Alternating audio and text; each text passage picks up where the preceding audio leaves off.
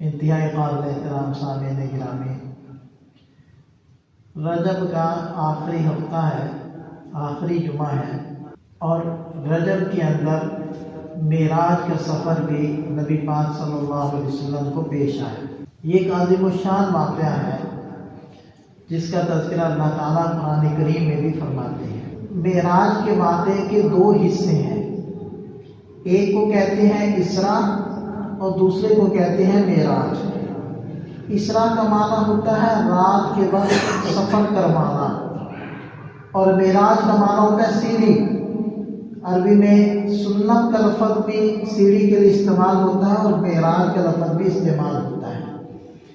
تو جو مکہ سے مسجد اقصیٰ تک کا سفر ہے اس کو اسراء کہتے ہیں، اور جو مسجد اقصیٰ سے آسمانوں کا سفر ہے اس کو معراج کہتے ہیں۔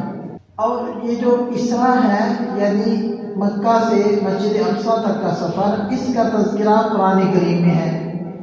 بقیہ جو دوسرا سفر کا حصہ ہے معراج جس کو ہم کہہ رہے ہیں، اس کا اشارہ قرآن میں موجود ہے، لیکن اس کا تذکرہ اور تفصیلات وہ احادیث میں ہے۔ لہذا یہ جو اسراء ہے مکہ سے بیت المقدس تک کا سفر، اس کا اگر کوئی شخص انکار کر دیتا ہے کہ میں اس کو نہیں مانتا تو وہ کافر ہو جائے گا، کیونکہ قرآن کا انکار ہے۔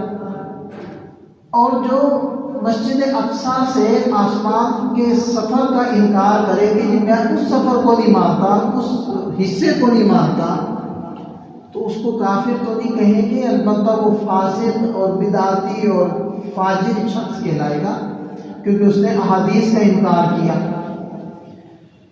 تو یہ آپ کو نا ساتھ ساتھ ایک ضابطہ بھی پتہ چلتا ہے کہ جو کفر کا فتویٰ ہوتا ہے وہ اتنا ہلکا اور اتنی آسانی سے نہیں لگایا جا سکتا کہ کسی پر بھی لگا دے اور کوئی بھی لگا دے، ایسا نہیں ہوتا۔ اسلام کا فیصلہ کرنا اور کسی کے کفر کا فیصلہ کرنا یہ بڑا نازک مرحلہ ہوتا ہے، کسی کو ویسے آپ کافر نہیں کہہ سکتے، یہ بہت بھاری ذمہ داری ہوتی ہے۔ تو اس کے کچھ کلیے ہوتے ہیں، کچھ ضابطے ہوتے ہیں، تب جا کر یہ فتویٰ لگتا ہے۔ تو بہرحال تو دو حصے ہو گئے سفر کے، ایک اسراء ہے دوسرا معراج ہے، اور دونوں کے حکم الگ الگ میں نے ذکر کر دیے۔ یہ واقعہ پیش کب آیا تو اس کے اندر اختلاف پایا جاتا ہے اس کی تاریخ میں۔ بعض لوگ کہتے ہیں کہ 27 رجب تھی، بعض مختلف اور بھی اقوال موجود ہیں۔ یہ اختلاف کی وجہ کیا ہوتی ہے؟ اختلاف کی وجہ یہ ہوتی ہے کہ اس زمانے میں اس علاقے میں باضابطہ تقویم رائج نہیں تھی۔ تقویم کیلنڈر کو کہتے ہیں، باقاعدہ کیلنڈر سسٹم اس وقت رائج نہیں تھا۔ تو جب رائج نہیں تھا تو لوگ چیزوں کو کیسے یاد رکھتے تھے؟ جی واقع فیل سے پہلے، واقع فیل کے بعد یوں واقعات کو یاد کرتے تھے۔ جیسے ہم بات کرتے ہوئے کیا لیتے ہیں کہ کرونا سے پہلے ایسا ہوا تھا، کرونا کے بعد ایسے ہوا تھا۔ تو اسی طرح لوگ چیزوں کو یاد رکھا کرتے تھے واقعات سے۔ لیکن نبی پاک صلی اللہ علیہ وسلم کی تشریف لے جانے کے 10 سال کے بعد حضرت عمر فاروق رضی اللہ عنہ نے پھر یہ ہجری تقویم کا اجرا کیا تھا، اور پھر باقاعدہ چیزوں کو کیلنڈر کے ذریعے سے اور تاریخوں کے ذریعے سے یاد رکھا اور لکھا جانے لگا۔ اس سے پہلے نہیں تھی عرب کے ہاں۔ تو یہ وجہ بنتی ہے تاریخ کی تعیین میں اختلاف کی۔ لیکن اگر ایسے جو اختلافات ہوتے ہیں نا وہ نقصان دہ بھی نہیں ہوتے، وہ مضر بھی نہیں ہوتے، کیونکہ ان تاریخوں کے ساتھ کوئی خاص بات یا کوئی ایسا حکم متعلق نہیں ہوتا کہ جس کی وجہ سے اس میں دشواری پیش آئے اس حکم کو سمجھنے میں یا اس کے اوپر عمل کرنے میں۔ ٹھیک ہے، ایک چیز ہے، ایک واقعہ ہے، اس کی تاریخ کوئی درست یاد ہے تو ٹھیک ہے، درست یاد نہیں ہے تو پھر بھی ٹھیک ہے۔ اب دیکھیں کہ اس بات کے اندر تو کوئی شک و شبہ نہیں کہ 10 ذو الحجہ کو عید الاضحیٰ ہے۔ اب بس وہ تاریخ متعین ہے 10 ذو الحجہ۔ یکم شوال کو عید الفطر ہوتی ہے، یہ متعین چیزیں ہیں۔ تو جن کے ساتھ کوئی حکم متعلق ہے تو اس میں اختلاف نقصان دہ ہوتا ہے، اور اس میں کوئی اختلاف نہیں۔ لیکن جن تاریخوں ساتھ کوئی شریعت کا حکم متعلق نہیں ہے تو اس میں اختلاف بھی ہو جاتا ہے اور اس کو یاد رکھنے کا اہتمام بھی نہیں کیا جاتا، کیونکہ یہ جو واقعہ معراج ہے اس کے اندر بہت ساری اللہ تعالیٰ نے نبی پاک صلی اللہ علیہ وسلم کو اپنی نشانیاں دکھائی ہیں، اپنی ملاقات کا اعزاز بخشا ہے اور بہت سارے احکامات اس سفر کے اندر دیے ہیں، لیکن خاص وہ دن یا خاص وہ رات جس کے اندر یہ واقعہ پیش آیا، اس خاص دن یا رات کے ساتھ کسی عبادت کا کوئی تعلق نہیں۔ مطلب کوئی ایسا حکم نہیں ہے کہ آپ نے معراج کی جو رات تھی تو آج کا دن ہے اور رات کو مثلا یہ آنے والی رات اگر ہو معراج کی رات تو اس دن کی کوئی عبادت نہیں، یا رات گزر جانے کے بعد جو اگلا دن آئے گا اس کے اندر کوئی عبادت، کوئی حکم، کوئی روزہ، کوئی خاص نماز، اس کا کوئی حکم نہیں ہے۔ تو جب کوئی اس تاریخ کے ساتھ کوئی حکم متعلق نہیں ہے تو اس کو محفوظ نہ کیا گیا، نہ اللہ کی طرف سے انتظام ہوا، نہ حضرات صحابہ کرام نے اس کا اہتمام کیا، تو یہ وجہ ہوتی ہے ان واقعات کی تاریخ میں اختلاف کی۔ بہرحال یہ بات تو متعین ہے کہ یہ نبوت کے 12ویں سال یعنی ہجرت سے 1 سال قبل یہ واقعہ پیش آیا، اور واقعہ بھی پیش آیا اس مشہور واقعے کے چند دنوں کے بعد جس کو ہم کہتے ہیں واقعہ طائف۔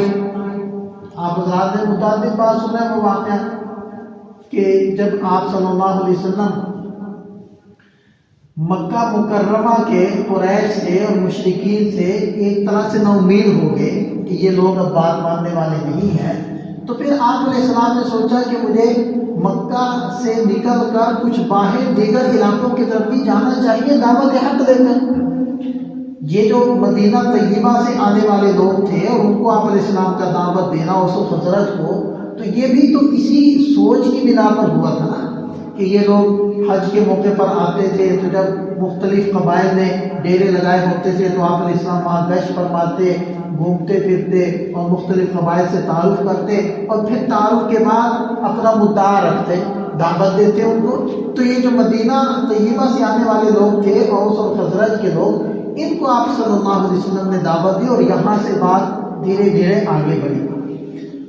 تو یہ جو 12واں سال تھا نبوت کا، اس میں آپ علیہ السلام نے سوچا کہ یہ جو طائف کا علاقہ ہے یہاں میرا رضاعت والا ننیال ہے، ٹھیک ہے نا، کیونکہ آپ یہ جو حضرت حلیمہ سعدیہ تھی ان کا قبیلہ وہ اسی طائف کے علاقے کا رہنے والا تھا، اس کے قریبی بنو بکر کا جو قبیلہ تھا وہ اس کے قریب ہی تھا، تو گویا کہ پھر یہ ننیال ہوا آپ علیہ السلام کا، اور جو طائف والے تھے وہاں کے لوگ گویا کہ ماموں ہو گئے، ماموں والا رشتہ ہو گیا۔ اور آپوں کے ہاں اس چیز کا بڑا اہتمام کیا جاتا تھا کہ رشتہ داری کا بڑا پاس رکھتے تھے، بڑا ادب احترام اور خیال کرتے تھے۔ تو آپ علیہ السلام اس سوچ کے پیش نظر کے چونکہ ان سے میری رشتہ داری بنتی ہے تو میں طائف جاتا ہوں اور ان کو دعوت دیتا ہوں، لیکن دل میں خدشہ بھی تھا کہ ہو سکتا ہے کہ وہ بھی بات کو قبول نہ کریں۔ تو اس خدشے کے پیش نظر آپ علیہ السلام نے اپنے سفر کے بارے میں کسی کو بھی نہیں بتایا، کیونکہ آپ علیہ السلام نہیں چاہتے تھے کہ میرا یہ سفر لوگوں کے سامنے آئے اور کہیں ایسا نہ ہو کہ وہاں کے لوگ بات کو قبول نہ کریں اور ان کے قبول نہ کرنے کا اثر پھر یہ اہل مکہ پر ہو کہ وہ اور زیادہ پکے ہو جائیں کہ جی آپ کے تو جو رشتہ دار تھے انہوں نے بھی آپ کی بات نہ مانی، طائف والوں نے بھی بات نہیں مانی، تو پھر ہم نہیں مان رہے تھے تو ہم ٹھیک کر لیتے۔ تو یہ منفی اثرات نہ ہو اس لیے آپ علیہ السلام نے اس سفر کو صیغہ راز کے اندر رکھا، حتیٰ کہ اپنے جو قریبی رفقا تھے، پکے دوست تھے، حضرت صدیق اکبر رضی اللہ عنہ، حضرت عمر فاروق رضی اللہ عنہ، ان حضرات کو بھی نہ بتائے اور خادم بھی کوئی ساتھ نہ لیا، اور خود اکیلے ہی طائف کی طرف تشریف لے گئے۔ اور مکہ سے طائف کو 80 کلومیٹر ہے، یہاں سے آپ اندازہ لگا رہے ہیں جتنا تقریباً فیصلہ آباد، اتنی دور کا سفر اور سواری کوئی نہیں، نہ اونٹ ہے، نہ گھوڑا ہے، نہ خچر ہے، نہ گدھا ہے، کوئی سواری نہیں ہے۔ اور آپ میں سے شاید اگر کسی نے سفر کیا ہو تو ان کو اندازہ ہوگا کہ آپ جائیں جب طائف کی طرف تو راستے میں خشک پہاڑ ہیں، اکثر کالے پہاڑ ہیں. خاص طور پر بدر کی طرف جب آپ سفر کریں گے تو کالے سیاہ پہاڑ راستے میں آئیں گے. تو وہاں کی جو گرمی ہے اس وقت بھی وہ 50 ڈگری تک کی تو گرمی اس وقت بھی وہاں ہوتی تھی. اب آپ تھوڑا سا خیال کریں، ذہن کے اندر تصور لائیں کہ 80 کلومیٹر کا فاصلہ ہو اور عرب کی گرمی ہو، غضب کی گرمی ہو، اور سنگلاخ پہاڑ ہو اور سواری کوئی نہ ہو، رفیق سفر کوئی نہ ہو، پیدل ہی جانا ہو، تو کیا گزری ہوگی سرکار دو عالم صلی اللہ علیہ وسلم پر، کتنی مشقت اٹھائی ہوگی. کوئی ساتھ نہیں تھا، لہذا اس سفر کی مشقت کی آواز بھی کسی نے ذکر نہیں کی. اب یہ ہوتی ہے اپنے کام کے ساتھ لگن، یہ ہوتی ہے احساس ذمہ داری، یہ ہوتی ہے حقیقی قرب اور فکر امت کی. ہم تو صرف لفظ ہی بولتے ہیں، ہم نے لفظ رٹے ہوئے ہیں اپنے مشائخ سے، اپنے اکابر علماء سے یا کتابوں سے، بس وہاں لفظ دہرا دیتے ہیں. ہمارے اندر حقیقی قرب تھوڑی. جب بندے کو کسی چیز کی فکر لگ جاتی ہے نا حقیقی معنی میں، تو ہر رات سوتے سوتے ہڑبڑا کر 1 یا 2 دفعہ لازمی اٹھتا ہے. آپ دیکھیں کہ آپ کو بہت ہی اہم سفر درپیش ہو اور آپ نے گاڑی کی ٹکٹ کروا رکھی ہو مثلا صبح 5 بجے کی، اور آپ کو یہ بھی خطرہ ہو کہ میں اگر تاخیر کا شکار ہو گیا تو گاڑی نکل جاتی ہے، اور وہ گاڑی نکل گئی تو پھر میں اپنے مقصد پر نہیں پہنچوں گا، ایئرپورٹ نہیں پہنچوں گا، پھر جہاز مجھ سے مس ہو جائے گا اور پھر میرا بہت بڑا نقصان ہو جائے گا. اب پہلی بات تو آپ سوئیں گے نہیں، چلو آپ سو بھی جائیں گے تو آپ سوتے سوتے 2-3 بار لازمی اٹھ کر بیٹھیں گے اور گھڑی دیکھیں گے، موبائل دیکھیں گے کہ کیا وقت ہو گیا. یہ ہوتی ہے سچی فکر، قرآن جس کو کہتے ہیں. تو اگر ہمیں اس فکر میں، امت کی اصلاح کی فکر میں، اگر ہم رات کو سوتے سوتے اٹھ کر نہیں بیٹھتے تو بس پھر ہمارے الفاظ ہی ہیں، ان میں جان اور حقیقت کچھ نہیں. تمہارا آپ علیہ السلام نے وہ سفر کیا اور طائف کے اندر تشریف لے گئے. طائف میں 3 سردار تھے بڑے، تو ان تینوں سرداروں سے آپ علیہ السلام نے الگ الگ گفتگو کی، بات کی، دعوت حق دی، لیکن تینوں کا جواب آپ حضرات کے علم میں ہے کہ تینوں میں سے کسی نے بھی بات کو قبول نہیں کیا اور بے رخا جواب دیا. خیر آپ علیہ السلام جب وہاں سے نکلنے لگے تو سوچا کہ ان سرداران نے تو بات نہ مانی، چلو لوگوں سے میں بات کر کے دیکھوں. اور وہ لوگ تو میں تھے کہ یہ کیا کرتے ہیں، کیونکہ ان لوگوں نے کہا تھا کہ آپ فوری واپس تشریف لیں. تو آپ علیہ السلام نے لوگوں سے بات کرنا چاہی تو وہ لوگ تو دیکھ رہے تھے، تو انہوں نے نوجوان لڑکوں کو لگایا، جنہوں نے پتھر بھی پھینکے، جنہوں نے تالیاں بھی پیٹی، جنہوں نے مذاق بھی اڑایا، یہاں تک کہ آپ علیہ السلام زخمی ہو گئے. اور وہیں ایک باغ تھا، وہاں آپ علیہ السلام پہنچے اور تھوڑا سا سستا لوں، تھوڑا سا آرام کر لوں. تو اس باغ کا جو مالک تھا وہ بھی کافر تھا، شیبہ، تو اس کے غلام تھا، تو اس نے غلام کو بھیجا. تو اس غلام نے پانی اور انگور پیش کیے کہ آپ تھکے ہوئے ہیں، زخمی ہیں، پریشان ہیں، تو یہ نوش فرمان ہے. تو آپ صلی اللہ علیہ وسلم نے وہ نوش فرمایا اور اس سے پوچھا، اس غلام سے، کہ تم کون ہو اور کہاں کے رہنے والے؟ اس نے بتایا کہ میں نینوا علاقے کا رہنے والا ہوں اور یہاں مزدوری کے لیے آیا ہوں. نبی پاک صلی اللہ علیہ وسلم نے ارشاد فرمایا، نینوا کا جہاں کہ حضرت یونس علیہ السلام تھے. تو وہ حیران ہو گیا. اس نے کہا کہ آپ کو کیسے معلوم؟ کیونکہ اس زمانے میں کوئی ایسے آمد و رفت کے ذرائع نہیں تھے اور خبریں اس طرح نہیں پھیلا کرتی تھی جیسے آج کے زمانے میں پھیلتی ہیں. اور حضرت یونس علیہ السلام کو صرف اس علاقے کے لوگ تو جانتے تھے، باہر کے لوگ نہیں جانتے تھے. اور پھر دیکھیں کہ حضرت یونس علیہ السلام کا جو وہاں تشریف لانا تھا وہ بہت قدیم زمانے کا تھا، تو ان کی تاریخ کے اندر تو وہ چیز موجود تھی، یعنی وہاں کے لوگوں کو تو پتہ تھا، لیکن نینوا کے علاقے کے باہر کے لوگوں کو اس بارے میں کوئی معلومات حاصل نہیں تھی. تو وہ چونک گیا. اس نے کہا کہ آپ کو کیسے پتہ؟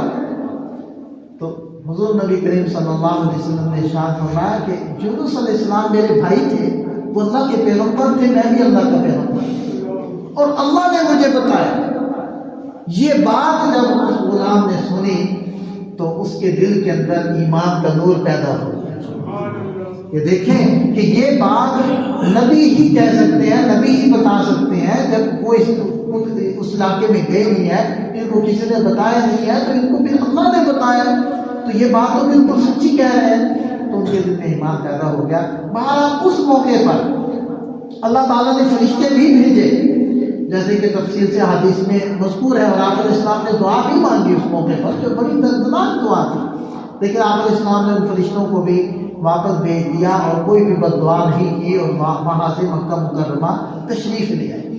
تو یہ جو واقعہ پیش آیا، اس واقعے کا ایک پہلو آپ دیکھیں تو ہر پہلو وہ دل کو توڑنے والا، حوصلوں کو پست کرنے والا، وہ انسان کی عزت نفس کے اوپر داغ لگانے والا، اور انسان کو اس کے حوصلوں کو پسپا کرنے والا ہر پہلو اس واقعے کا ایسا۔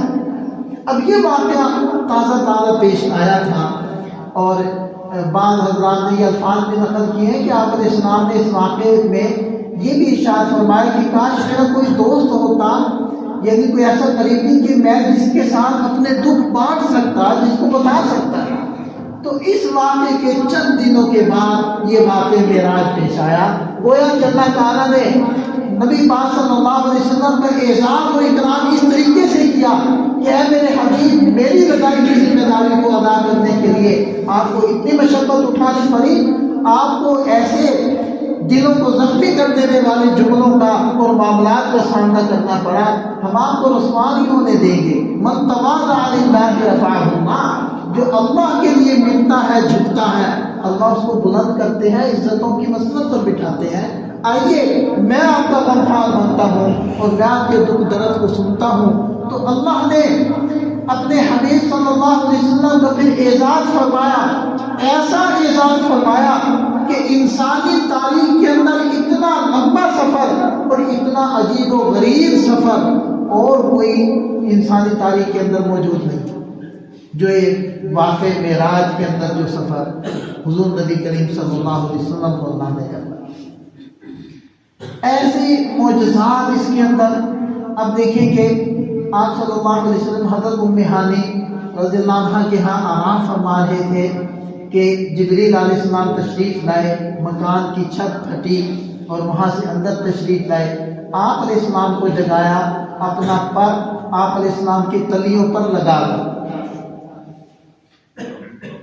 اور علماء فرماتے ہیں کہ آپ علیہ السلام آرام فرما رہے تھے، سوئے ہوئے تھے۔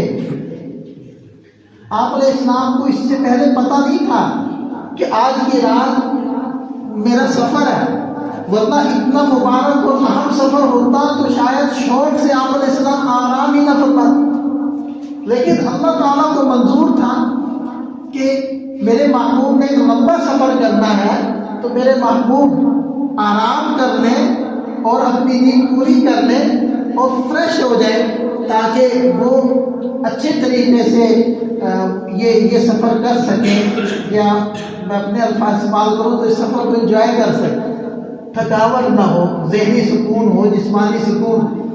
تو حضرت جبریل علیہ السلام نے اٹھایا، حرم میں لائے اور قلب اطہر نکالا، اس تشت میں رکھا جو جنت سے لائے تھے، اور دل کو چاک کر کے اس کو زمزم سے دھویا۔